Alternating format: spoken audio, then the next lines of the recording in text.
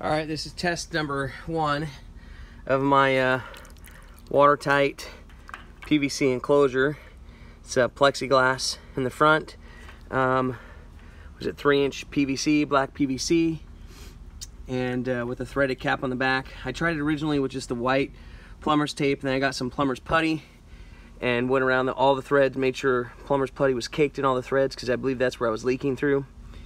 And then screwed it in as tight as I can go until I couldn't screw it in anymore.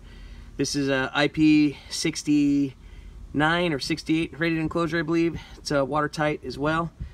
Cat 5e or Cat 6 cable going in, making that water seal.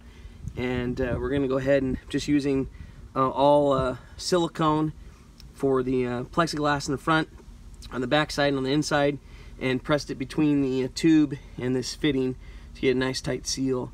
Not testing with the camera yet. I want to see how it does over 24 hours inside this test. I've already held it underneath. I see no bubbles coming, so that's a good sign.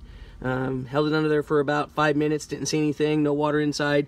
So now I'm going to throw this sandbag on top and hold it submerged for a full 24 hours. So I'm going to set the phone down here real quick while I do that.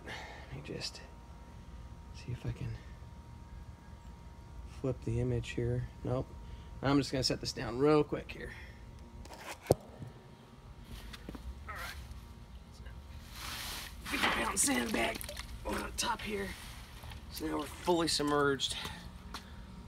Alright, so now we're fully submerged, and we'll see what she looks like in 24 hours. Stay tuned.